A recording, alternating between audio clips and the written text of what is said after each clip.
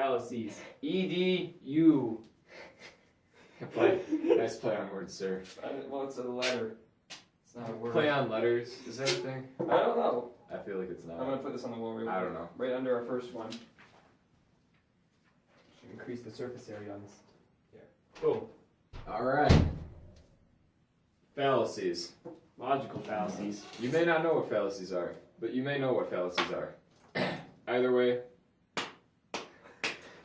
we're gonna You're gonna figure it out eventually. Yeah. Okay. So let's start with What is a fallacy, Andrew? Let's first start Because with I when it says edu, I'm actually I'm basically being educated. Well, I'm being schooled. When you're debating or arguing somebody, things pop up called fallacies. Now, fallacies is not. There are lots of negative connotations associated with the word fallacy, but all it really means is it's a description of the argument. Okay. So, but logical fallacies, in terms of what we're talking about, is an issue with the way someone's arguing. So, a normal argument pattern follows your basic syllogism. You have like A is B, B is C, therefore A is C. So we're gonna put something somewhere on here. Like dogs are mammals. Mammals have fur. Dogs have fur because that follows. That like makes sense. All right. All right. Sure. By definition of those terms. Okay. So there are many logical fallacies, and we are we which part?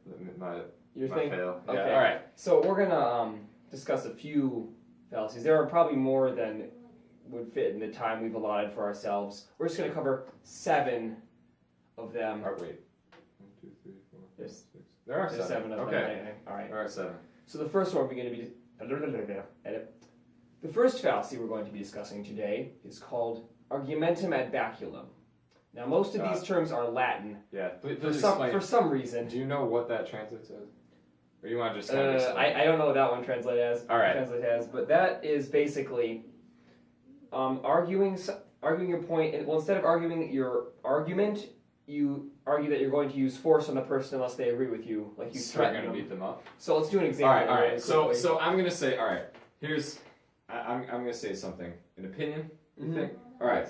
Let's go opinion. So I think that Dunkin' Donuts has the best coffee. Now, instead of refuting that argument, I would say something like, "Well, I think Tim Hortons is the best coffee, and unless you agree with me, I'm going to punch you in the jaw." Yeah, this argument is common among children because they don't have very good argumentative skills, and many bullies specifically. People. This is also known as a bully tactic because it's like, well, I can't compete with you mentally, so I'm just going to use my physical strength to intimidate you. People always disagree with this my is also opinion called about coffee.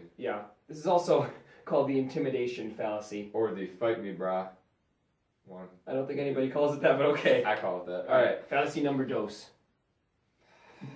It's either number 2 or numero dos. Okay. Go ahead. Do you want? You know what? I actually know this one. This is one of the few that I do know. So the next one is argumentum ad hominem, which is against the man. Yes. So basically, what that means is instead of attacking or refuting the argument itself, like like stating it with other facts, you argue against the person that has the opinion, right? So you basically call out nothing to do with the argument, just the person themselves. It's true. All right. So, for example, I think that Michigan is the best state because of all the weather and the beaches. Well, my audience, I'm talking to this imaginary audience that's sitting down here. Sure, they're right there. You should not agree with my opponent because he is ugly. Surprise. You see, because with that I'm not attacking his argument. I'm not even addressing his argument. The only premise I'm arguing is that ugly people disagree. Ugly people are wrong. They're wrong. Which has nothing to do with the argument that's been presented. Not whatsoever. All right. Go ahead and you can present the next one while I come up with an argument. The third argument is argumentum ad populum, which is appeal to the crowd, or pretty more or less. Now, what this means is you are arguing for an opinion just because it's a popular belief that many people hold. So, I'll give an example here. So I'm a pretty big Linux fan. So I think that, for what it's worth, Linux is actually a really good operating system. Now, that's actually my honest opinion. For someone who's arguing with the ad populum fallacy, I would have to argue that Macs are better because more people use them.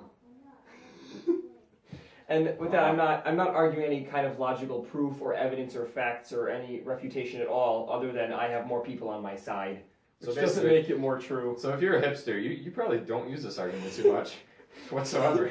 All right, moving on now. To number 4.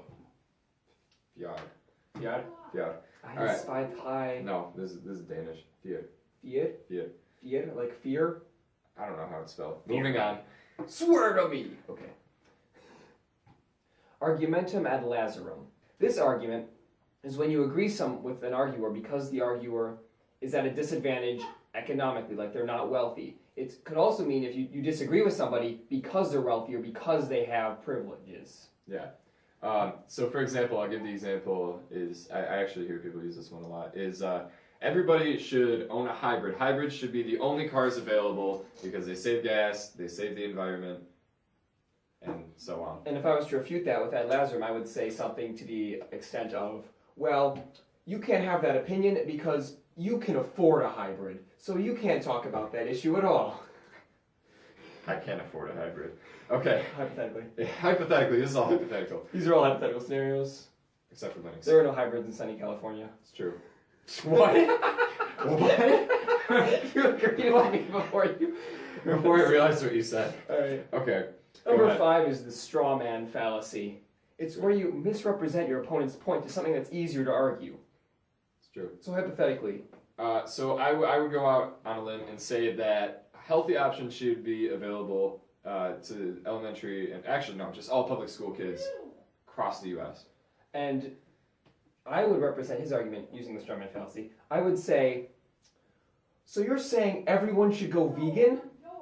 Well, And I would make the entire rest of the argument based on the premise that he is arguing everyone should be vegan, which is not true at all. yeah, So he's basically like making it easier. I'm making his point more extreme, so it's easier Yeah, there we go. for That's me what to I was about refute to it, say. because less people are going to agree with that than what he actually said. Yeah. Oh, this one's This fun. is a fun one. Number 6 is reductio ad Hitlerum. Not joking. How's that for a name? Spelled right here, Hitlerum. No, man. Now we have That's anything that I have to do. Which is basically just equating your opponent's views to those of Hitler. So I'll use my previous example. Let's just keep that. I think that healthy options should be available to kids across the U.S. You know, Hitler wanted to eat healthy, so therefore your points are similar to those of Hitler. Do you want to agree with someone whose points are similar to those of Hitler? Probably not.